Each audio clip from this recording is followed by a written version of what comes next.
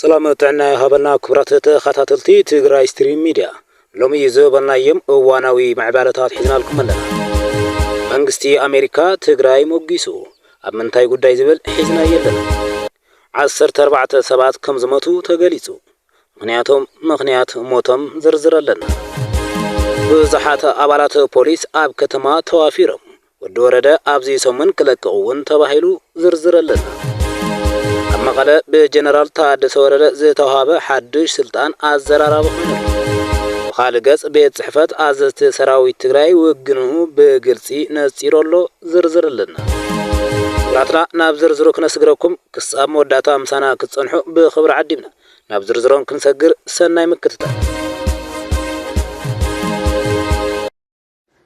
مقارك في تغراي سيلك الله كاو إثيوبيا كحانق وكي وصلي تحدد الشعبية ركيق سلاي له ركيق وتدراوي سرحيت له سلاعة أيام نزورهم ساعات منطلو خاصة مخيلين أمريكا هم دي هتكبر زخانة هاجر كم دي هتكبر إسرائيل كم دي هتكبر تحدش نجار له جند شعبي يخسر كندو خيدي إذا الأمنات يبلين مكايدي صراحة تلفزيون تغراي بغزياونت غازيتنيا آفورك غبريوت ببريزيدنت جنرال تادسة تشيمولو قال ميدياتات تغراي بودباوي مسارحي تأثيرا مدبات غزياو منغست تغراي زتعاناقفو كابزبل بمبقس بتلفزيون تغراي مبقس تغيرو متعراي خمس تقبرة زفلتيو لعلواي كادر حوحات زخنا أبادي قبر سلاسي كبسراح مكايدنت اتي ميديا كمس تبارارون يفلت كالوت متعرايات ون كغزليو تباهيلولو يخون مبر يترف نسو زشومم جنرال تادسة نبعلو نايم غزال تقلو يبلون زبلو زيناتات ون يوصلو برهانة آب مقالة كتما عاد حوسي عيسراي كلتي مبرات ترافيك تباهيلو آب زفلت تأثيرو دحري مصنحو تمالقن آبقو كم زينبران نبتي قدمي سلسة ورحي تأثيرلو ناب زنبران ناب كتما شران دا سلاسي نبناي واتادراو مصنحي سراويت معراب قنبار كم زتوسدن تحبيرلو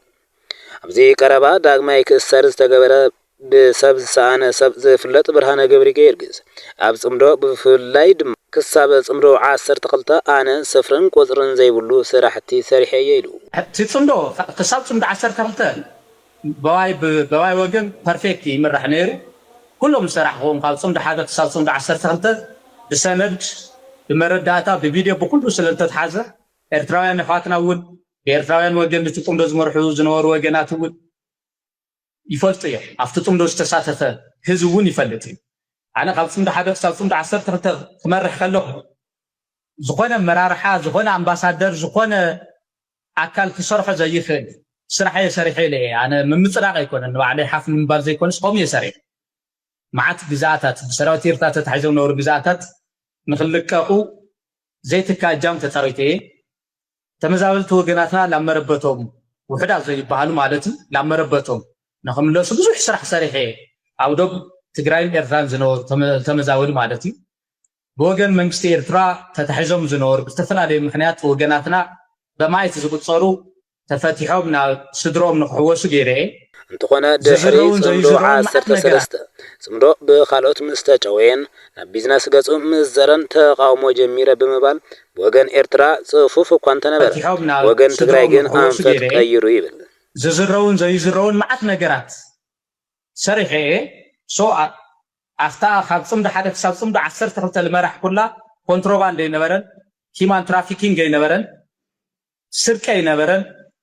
قلة ينبرن دحريو جي بفلا خمسم ده 10 سلسة جميرو كالحدار 10 ساعات جميرو زنبرن نجارات يقاوموا سلزنور بتري مالت منهم قا إيرتراويال بتخكل يوم تبصدو يمرحوا عليه وجن إيرترا نايسم ده مرحلة بلشيت يلا بوغن تግራይ ግን ኮንትሮባንዲስት ነጋዶስ ሂማን ትራፊከርስ ወይ ካስማግለርስ ስለጨወይዎ ብትሪ ቃውም ነይረ ቦኻዓ ካሕዘይወሎም አካላት አነ ንኽሰር ድፊት ከም ዝገበሩ ይፈልጥ እየ ብውልቀ ሰባት እውን ማለት እዩ በአካል እዩ ስለዚህ አነ ካብ መለስ ናብ አረጋይ ዝወረደት ድሕሪ ሕዚ ተስፋ የብላን ይብል ናይ መለስ ይትረፍ ናይ ቅድመ 5-6 ዓመት ዝነበረ ዓቕሙ እውን የለን ብምባል ህወሓት ኣብ ረብሓዊ ውሕዳት ከም ዝዓኹለለን እንተዘይ ተፈትሑ ትግራይ ስርዓት ኣልቦ ከም ትኸውን እዩ ገሊጹ ትውድብ ዝወየነ ኣካል እንድሕር ዘይተመሪሑ እቶም ሕዚ ዘለው ናይ ትውድብ ስትራቴጂክ መሪሕነት ንትውድብ ናይ ምምራሕ ብቕዓት የብሎም ጥራሕ ዘይኮነስ حدنت هزب تግራይ ናብ ሓደ ከምፁ ከምዘይኹሉ ኩናት ከትርፉ ከምዘይኹሉ ደጋጊመ ይነቅፍ ስለዝነበርኩ ኢሉውን ህወሓት ካብ መለስ ናብ አረጋይ ከምዝወረደት ማለት ደጋጊመ ይነቅፍ ከምዝነበርኩ ንሱን ሓደ ምክንያት እዩ አነ ብዛምኖ በዋናነት አነ ንክእስር መምርሕውን ዘውረደ ቤት ጽሕፈት ህወሓት ይለዛም ቤት ጽሕፈት ህወሓት ፖለቲካ ክባላሾ ዝገበሩ ሰለስተ አካላት እዮም ዝብል ብርሃነ ንረብሓ ዝስጉሙ ፖለቲከኛታት ሰብ ሃፍትን ብምግላጽ እቲ ሳልሳይ ከይተቐስኩ ከሓልፎ ብምባል እዩ ሓሊፍዎ ይኹን እምበር ንኣዘዝቲ ሰራዊት እዩ ዝብል ተንታንቲ ድማ ኣሎ እትሕዝ ዘሎ ናይ ትግራይ ናይ ፖለቲካ ዘይምዕርይነት ዝፈጠርዎ ሰለስተ አካላት እዩ ሓደ ስልጣን ሒዞም እቲ ስልጣን መኻዕበት ሃፍቲ ዝገበሩ አካላት ኣሎ ስትራቴጂክ መሪሕነት ኮኑ ኩሎም ካልኦት አካላት ኮኑ ናይ ትምድ ማለት ሓደ ስልጣን ሒዞም ስልጣኖም ግን መሳርሒ ቢዝነስ ዝገበሩ አካላት ናይ ትግራይ ፖለቲካ ላውዚ ጉዳይ እዚ ንክትሕል ገይሮም ካልኣይ ምዞም ሰብ ስልጣናት እዚኦም መሳርሒ ቢዝነሶም ዝገበሩ ሰብ ሃፍቲ እዮም ንዞም ሰብ ስልጣናት እዚኦም ተበሊጾም መሳርሒ ቢዝነሶም ዝገበሩ ሰብ ሃፍቲ ትግራይ እውን ኩነታት ትግራይ ከምዚ ንክኸውን ዓብይ እጃም ነበር በሳልሳይ ደረጃ ከይተቀስክዎ ሰው ይለፍሓልፈ ሳልሳይ አካልና ስለዚህ ዞም ሰለስተ አካላት ይብላው ዚያትም ናዘለው ዞም አካላት እዚኦም ተረባሕቲ እዮም ዝበዝሕ ህዝቢ ትግራይ ግን ናብ ካሊድ ግናት ይፋት ማለት እዩ ስለዚህ እዚ ተውተው ፈለሎ ወለድ እምነት ይዘለና ማእኸላይ ኮሚቴ ህወሓት ዝተወዘፈ ቤት ምክሪ ትግራይ ናብ መረበቱ ክምለስ ኢሉ ዘሕለፈ ውሳነ ከም ዝቕበልዎ ሰራሕተኛታት ቢሮ ሰላምን ጸጥታን ቤት ጽሕፈት ምልሻ ቤት ጽሕፈት ብዙሕነትን ርክብ ህዝብታትን ኮሚሽን ኣብያተ ህንጸትን ትግራይ ኣረጋጊጾም እቶም ሰራሕተኛታት ተወዚፉ ዝጸንሐ ቤት ምክሪ መንግስቲ ትግራይ ናብ ስርሑ ክምለስ ዝተወሰነ ውሳነ እዋናዊ ግቡን ቅቡልን ምዃኑ ውዒ ዘተ ብምክያድ ከም ዝቕበልዎ ኣረጋጊጾም بمنصر حزب تግራይ ዝኸፈሎ መስዋዕቲ ዘሎ ቁጠባዊ ፈተናታት ኣብ ኣመራርሓ ዘሎ ተርእዮ መንፈስ መገልገላይነት ግና ትኹረት ክገብርሉ ይግባእ ኢሎም ኣብቲ መድረኽ ዝተረኸቡ ላዕለዎት ኣመራርሓ እተን ትካላት ከም ዝበልዎ መረፃ ንምክያድ ኣብ ኣጸጋሚ ኩነታት ስለ ዘለና አንጸላሊና ዘሎ ጸገም ክንፈትሕ ተወዚፉ ዝጸንሐ መንግስቲ ቤት ምክሪ ትግራይ ናብ ስርሑ ካብ ምምላስ ወጻኢ ዝሐሸ ኣማራጺ የለን ኢሎም ማእኸላይ ኮሚቴ ህወሓት ንዝሓለፈ ውሳነ ዘለዎም ድጋፍ ዝገለጹ ተሳተፍቲ እቲ ዘተ ንተግባራውነቱ ከም ዝሰርሑ ድማ ገሊጾም እዮም እዚ ከምዚ እናሃሎ ህወሓት ፕሬዝዳንት ታደሰ ወረደ ንምትካእ ምድላዋት ኣዛዚማያ ኣብዚ ሰሙን ሓድሽ ነገር ኣሎ ዝብል ድማ ሃይለ ረፋይነ እዩ መዓዝ ኢና ናብ ስርዕ መንግስቲ እንሰጋገረሉ ግዜ መዓዝ ዝብል ብዙሕ ሰብ ብመሰጅ ልእኺዩ بإيميل ون بناي واتساب تليجرام ون يلغلناي سلازي اتنزل لو اخفلت اكم سلازي حسوكو يو ازي تفوليط له اوريدي حوحات قدم حز زي رانايو دقيساتلو خاب زنبرت تلعيلا ايلنا بدنبي كنا مغسلو بنخللو منغدي وسانتاتا تطناخيرو مخدلو وسانه حوحات حزي ابزا سومن زي اسوني دينانينا حزي ابزا سومن زي كل ነገር ተጠቃሊሉ ኦሬዲ እስካብ 23 ነብዘሎ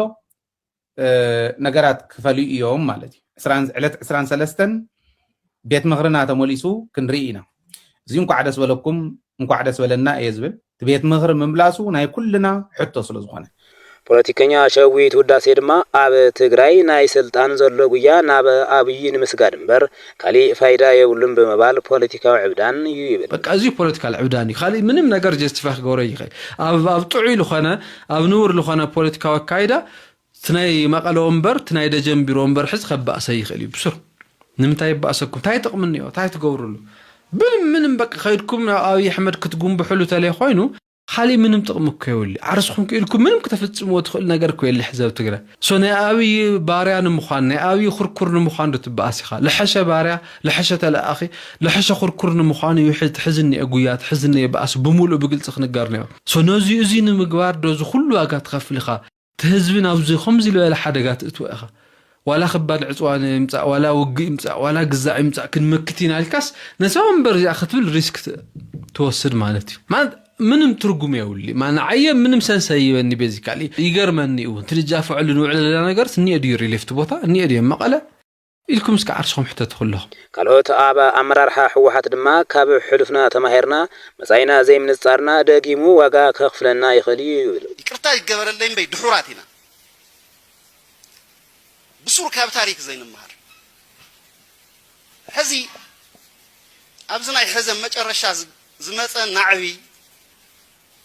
ናይ 2010 ናይ 2011 ገይርና ከይንወስዶ ውድቀትና ደንጉና ኢና ከትርፎ ነይሩድዮ የትርፎ ይመለስ ጥራሕ ስኢልና ከም ኣይንበል ጀሚሩ እዩ ነይሩ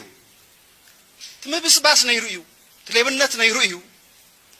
ኣብ ዘመን ኢህአዴግ ነይሩ እዩ ትሌብነት ነይሩ እዩ ሕዚ ዝወልካዮ ድሓር ክምለሶ ሕዚ ጠሚና ስለ ዘለና ሕማቅ ወዲቅና ስለ ዘለና ሓዚንና ስለ ዘለና ግልህ ኢሉ ተርእይና እምበር ብኔትወርክ ተኣሳሲርካ ሌብነት ሰብ ምጉዳእ ምጥቃዕ ነይሩ እዩ ገና መለስ ተሎ ጀሚሩ በተለይ ግን ታሪክ ትትንዕል ተለና ከም ታሪክ ሓደ ውድቀትና ኣብ ዘመን ኢህአዴግ ዋላ ናይ መለስ ኣነ መለስ ተልዕሎ ተለኹ ብኻሊእ ከይንትሕዞ ኣነ ከምዚ ኮይነ ደፋር ኮይነ ክናገር ዝተወሰነ ናይ ፖለቲካ ፍልጠት መባእታዊ ክፈልጥ በኣካል ናዩ ናይ ፖለቲካ ኮርሲ ዝወሰድኩ ሰብ እየ ካብ ዘድንቆም ሰባት እውን መለስ እዩ ናይ ስትራቴጂ መራሒ እዩ ግን በአሰላልፋ ደረጃ ግን እዚያ ይገበረን አንቱም መናእሰይ አያታትኩም ከይትረሱ ኤምባሲ መንግስቲ አሜሪካ ኣብ አዲስ አበባ ንፖሊስ ትግራይ ሞጊሱ ፖሊስ ትግራይ ኣብዚ ሰሙን እዚ የተባረከ ዳዊት ዝተባሃለ ሓደ ዘይሕጋዊ ደላሊ መሰጋገር ሰባት ምስ 10 ተሓባበርቱ ኣብ ቁጥጥር ከም ዘውዓለ ዝዝከር እዩ أقدمو فيدرال بوليس إثيوبيا لعلي 50 دق أنستيو كعمصا مخنيات زخونن بموت لعلي 107 زحتت زبلو زي حقاوي أسغاغاري سبات أب كل تግራይ ከተማ ሽረ እንዳስላሴ ኣብ ቀይዲ ከም ዘእተወ ኣፍሊጡ ነይሩ ፖሊስ 28 መጋቢት 2018 ዓመተ ምህረት ኣብ ዘውፅኦ መግለጺ ከም ዝበሎ እቲ የተባረከ ዳዊት ወይ ክብሮም ዳዊት ብዝብል ዝፍለጥ ውልቀሰብ ንልዕሊ 3000 ሰባት ብዘይሕጋዊ ምስጋር ዝጥርጠር ሰብ ኮይኑ ምስ ካልኦት ትሽዓተ መሻርክቲ እዩ ኣብ ቀይዲ ኣትይዎ እቲ ንሱ ዝመርሖ መርበብ ካብ 2010 ኣትሒዙ ካብ ኢትዮጵያ ሱዳን ኤርትራ ጅቡቲ ኬንያን ሶማሊያን መንእሰያት ብምልማል ናብ ሊብያ ይወስዶን ከም ዝነበረ ፖሊስ ኣብ መግለጺ ሓቢሩ እቶም አሰጋገርቲ ኣብ ሊብያ 5 መኽዝናት ከም ዘለዎምን ግዳያት ጨውይሉን ዘሳቂሉን ከም ዝኾነን በዚ ሓደገኛ ገበን ለሊ 3 ቢልዮን ብር ክንቀሳቀሱ ከም ዝጸንሑን ፖሊስ ገሊጹ ዜካዚ ፖሊስ ትግራይ ኣብ ክልል ኣምሓራ ብገበን ጾታዊ ዓመጽን ብገበን ቅትነትን ዝተኸሰሱ ነበርቲ ክልል ኣምሓራ ኣብ ክልል ትግራይ ከተማ መቐለ ኣብ ትሕቲ ቁጥጥር ከም ዘውዓለ መዘራረብ ኮይኑ ምጽንሑ ይዝከር ኣብ መጀመርያ ፖሊስ ክልል ኣምሓራ ንጻዕሪ ፖሊስ ትግራይ ኣፍልጦን ዘይመሃብ ግብርኛታት ተታሒዞም ጥራሕ ኢሉ ዝነበረ ኮይኑ ፖሊስ ትግራይ ነቶም ተኸሰስቲ ኣብ ከተማ መቐለ ከም ዝሓዞም መሰረጋገጸ ግና ፖሊስ ኣምሓራ ንፖሊስ ትግራይ ኣፍልጦን ምስጋናን ሂቡ እዩ ሕዚ ድማ ኣብ ኢትዮጵያ ዝርከብ ወኪል መንግስቲ ኣሜሪካ ኤምባሲ ኣሜሪካ ኣብ ኢትዮጵያ ፖሊስ ትግራይ የተባረከ ዳዊት ዝተባሃለ ዘይሕጋዊ ደላሊ መሰጋገር ደቂ ሰባት ምስ ተሓባበርቱ ኣብ ምትሓዝ ዝገበሮ ጻዕሪ ኣድናቆቱ ገሊጸሉ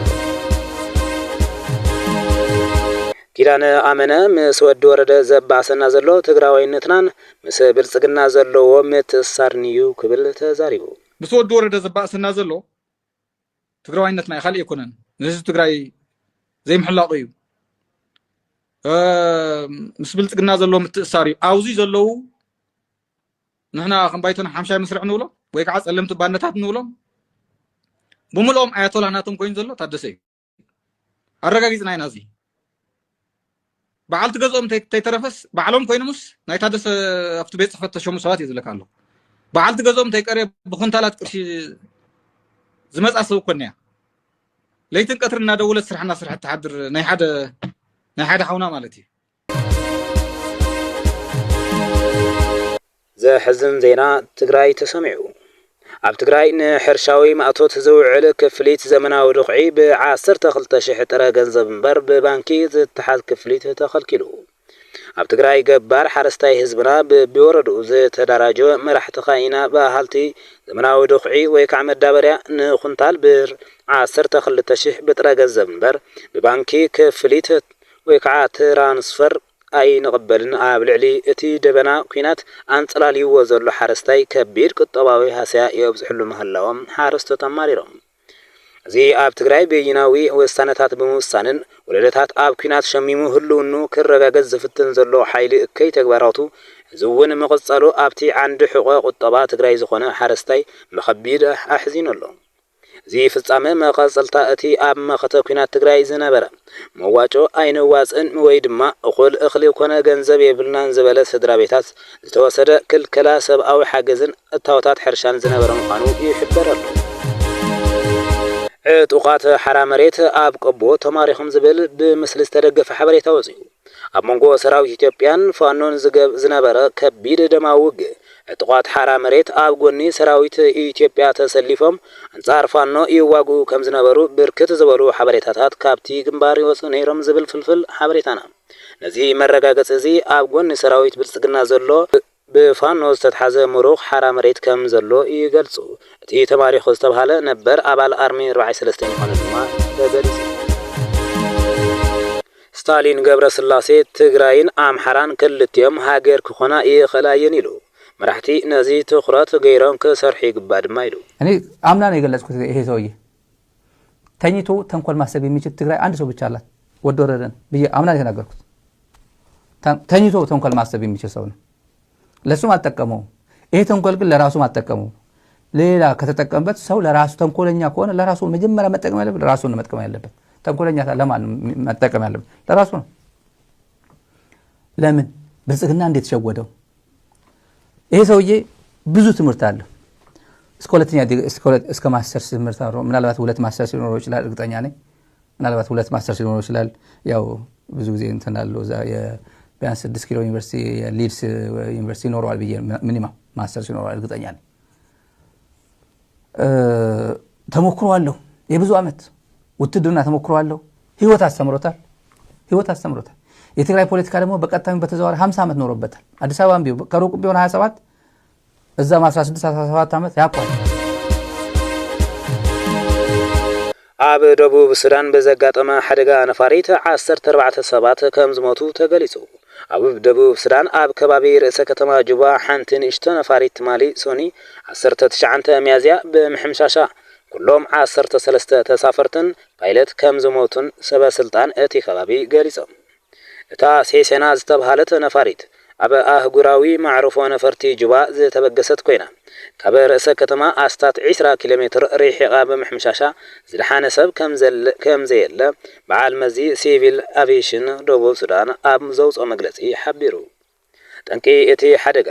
አሉታዊ ኩነታት ኣየር ዘንቀሎ ምዃኑ ኣፈናዊ ጸብጻባት የመቶም ግዳያት 12 ደቡብ ሱዳናውያን 2 ኬንያውያን ዜጋታትን ዝርከብዎም ምዃኖም ድማ ተሓቢሩ ደቡብ ሱዳን ብዙሓት ኣባላት ፖሊስ ኣብ ርእሰ ከተማ ኣዋፊራ ደቡብ ሱዳን ኣብ ርእሰ ከተማ ጁባ ብርክት ዝበሉ ጉጅለ ኣባላት ፖሊስ ኣዋፊራ እዚ ስጉምቲ እዚ ቅድሚ እቲ ኣብ ተሓሳስ 2026 ክካየድ ተወጢኑ ዘሎ ምርጫ ስሩዕ ልምምድ ምርጫ ምዃኑ ኣገልግሎት ፖሊስ ገሊጹ ካብ 23 ሚያዝያ ጀሚሩ ኣብ መላእ እታ ከተማ ኣብ ጽርግያታት ፖሊስ ብበዝሒ ዝተርኣዩ ብምዃኖም ኣብ ነበርቲ እታ ከተማ ከቢድ ስጋት ጸጥታ ዝፈጠሮን ፍርሕን ጭንቀትን ኣበጊስዎም ዘሎ ጸብጻብቲ ኣርቲ ኣፍሪካ ይሕብር ሰላም ዝብልዎ ነገር ትግራይ ንምውቃዕ ከም መሳርሒ ኮይኑ እንተገልግል ንርኢ ኣለና ኢሉ ኣብ ትግራይ ኢንስታይትስ ኔት ዝተወዝዓ ሰፊሕ ዝበለ ትንታነ እዚ ብስም ሰላም ወይ ከዓ ሰላም ኢና እንደሊ ብዝብል ዝስምዑ ዘለዉ ዓውታ ዝበዝሖም ጻውዒታት ብሓቂ ኩናት ንኸይመጽእ ንምክልኻል ዝዓለሙ እንተይኮኑስ ብሽም ሰላም ዝቐረቡ ዘለዉ ጻውዒታት ቀንዲ ትርጉሞም ትግራይ ትንፋስ ከይትሰርዕ ናብ ንቡር ቁመና ተመሊሳ መጻወቲ ካልኦት ክትኮነሉ ኩነታት ከየብቅዕን ንምግባር እዩ ክብል ብመረዳእታ ኣደጊፉ ይትንትን ጻውዒት ሰላም ንዓርሱ ጌጋ ይኮነን ኩናት ምንጻጉውን ሓቅዩ እንተኾነ ኣብ ትግራይ ዘለው ዓርሶም ኩናት ዝኾኑ በደላትን ጸገማትን ምኽንያት ዘይምንርግጋዕን ንጎኒ ገዲፍካ ህዝቢ ትግራይ ዓርሱ ዳግም ማሕውራቱ ኣተዓራሪ ንምውዳብን ንምጥንኻርን ኣብ ዝገብሮ ምንቅስቓስ ፈሪኻ ሰላም ዝጻባእ ኩናት ዝደሊ ጌርካ ዝውዛዕ ታሪክ ግን ቅቡልነት ዘይብሉ ምዃኑ የስምረሉ። እዚ ሽማዊ ሰላም ኣብ ኣዲስ ኣበባ ዝተቐመመ ኣሰላልፎም ምስ ኣዲስ ኣበባ ብዝገበሩ ተጋሩ እውን እናተቐባበሉ ዝጋሕዎ ዘለው ዝበለየ ትረኻ ወይ ከዓ ናሬት እዞም ንትግራይ ተሓለቕትን ደለይቲ ምርግጋዕ ትግራይ መሲሎም ዝዛረቡ ዘለው ኣብ ትግራይ ሰላም እምበር ኩናት ኣይግባእን ዝብሉ ዝተዋሃዱ ድምፅታት ብኣጋጣሚ ዝበሃልን ዝተግበርን ዘሎ ዘይኮነስ ኮነ ተባሂሉ ኣብ ትግራይ ጽኑዕ ማሕበራውን መትከላውን ኣካይዳ ከይህልዋ ከም መሳርሒ ምሽፋን በደላት ትግራይ ዝንገር ዘሎ ትረኻ ምዃኑ ይገልጽ ኣይተፈሩ። ይኹን እምበር ሰላም ዝመስልን ትርጉም ዝህልዎን ማሕበራዊ ኣወዳድባ ዘለዎም ስጋታት እንድሕር ዘየለው ሰባት ኣብ ዓዶም ብኽብሪ ብምሉእ ድሕንነትን ፖለቲካዊ ውክልንኦምን ተሓልዩ ክነብሩ ዘይኽእል ኩነታት እንተሃልዩን እንተኾይኑን ሰላም ምባል በይኑ ጭርሖ ካብ ምዃን ዘለለ ካሊእ ትርጉም ኣይክህልዎን ይብል። ዜካዚ ግዝኣታዊ ሓድነት ትግራይ መፍትሒ ረኺቡ በዓል ዋንኡ ተዘይተመሊሱ ዝተመዛበለን ዝተሰደተን ህዝብና ናብ ንቡር ቦትኡ ተዘይተመሊሱን ሕዝውን ምምዝባል ህዝቢ እንተቐፂሉን ገደብ ዘይብሉ ኢኮኖሚያውን ፖለቲካውን ጉዳያት ምዕፃውን ምክልኻልን ኣብ ዘለሉ ሰላም ዝብል ቃል ስለ ዝደጋግምካ ስለ ዝደለኻዮን ነቲ ሓቂ ካብ ምዕባጥ ዝዘለለ ካሊእ ክኸውን ኣይኽእልን። እቲ ሓደጋ ዝመጽእ ትካላውን ማሕበራውን ዝኾኑ ዝተገደቡ መሰረታዊ ሕቶታት ህዝቢ ትግራይ ከይተፈትሐ እንተተደርፍ ጥራሕ እዩ ይብል ኣይተፈቕሩ ዮሴፍ።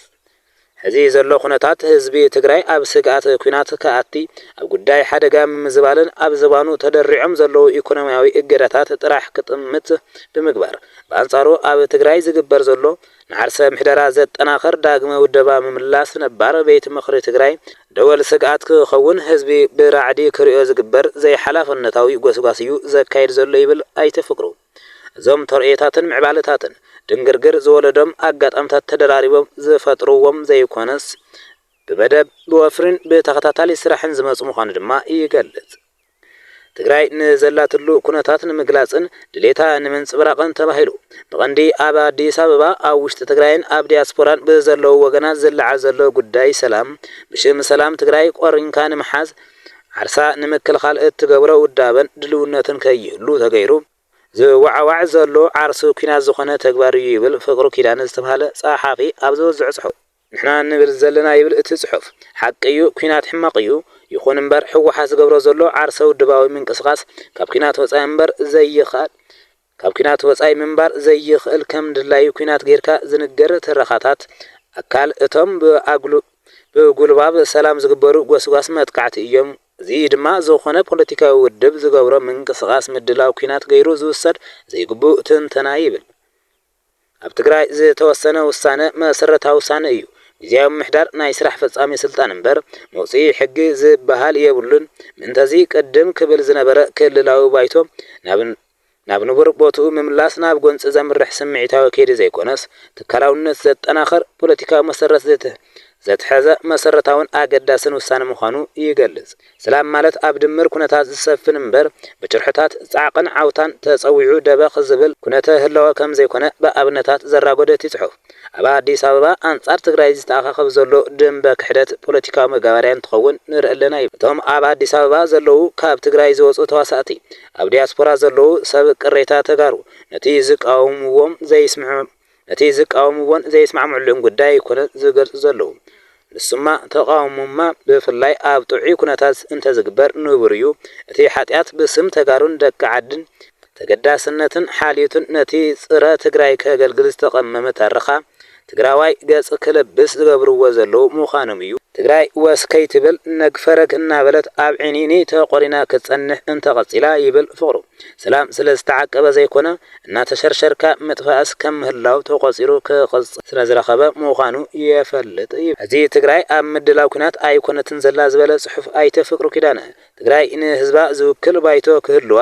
ዘይተፈትሑ ኢኮኖሚያውን ፖለቲካውን ማሕበራውን ኣወዳድባ ንምህናጽ ኣብ ሓያል ቃልስያ ዘላ እገዳ ኤርትራ መልዓል ንረብሓታት ኣሜሪካ ክጎድእ ከም ዝኽእል ተገሊጹ። ማይክል ሮዊን ዝተባሃለ ተንታኒ ብመንገዲ ኤክስ ኣብ ዘካፈሎ ርእይቶ ኣብ ልዕሊ ኤርትራ ዝተነበረ እገዳ መልዓል ናይ ኣሜሪካ ስትራቴጂካዊ ምዕንቃፍ ከስዕብ ከም ዝኽእል ኣጠንቂቁ። ሮዊን ኣብ መራኸቢ ሓበሬታታት ኣብ ዘካፈሎ መግለጺ ኣብ ልዕሊ ኤርትራ ጸቕጢ ምቕላል ንጽልዋ ኣሜሪካ ኣብቲ ዞባ ክዳኸምን ኣብቲ ዞባ ንዝወዳደሩ ሓይልታት ክጠቅምን ከም ዝኽእል መውጊቱ ምምሕዳር ዋሽንግተን ከም ኣካል ናይቲ ኣብ ቀይሕ ባሕሪ ስትራቴጂካዊ ረብሓታት ንምውሓስ ዝግበር ሰፊሕ ጻዕሪ ምስ ኤርትራ ዳግማይ ምትእስሳር ክግበር ይሕሰብ ከም ዘሎ ኣብ ዝገለጸሉ ዘሎ እዋን እዩ። እቲ ኣሜሪካዊ ተንታኒ ነዚ ሓሳብ ሂቡ ምምሕዳር ዋሽንግተን ከም ኣካል ናይቲ ኣብ ቀይሕ ባሕሪ ስትራቴጂካዊ ረብሓታት ንምውሓስ ዝግበር ሰፊሕ ጻዕሪ ምስ ኤርትራ ዳግማይ ምትእስሳር ክገብር ይሕሰብ ከም ዘሎ ኣብ ዝገለጸሉ እዋን እዩ። እቲ ኣሜሪካዊ ተንታኒ ነዚ ሓሳብ ሂቡ ባርከስ እዚ ኸበርኩም ተኸታተልቲ ትግራይ ስትሪም ሚድያ ሎሚ ካብ ዝሓዝናዮም ዜናታት እዚኦም ይመስሉ ነይሮም። ሰላም ንመላእ ህዝቢ ትግራይ፣ ሰላምን ኩሉ ወዲ ሰብ።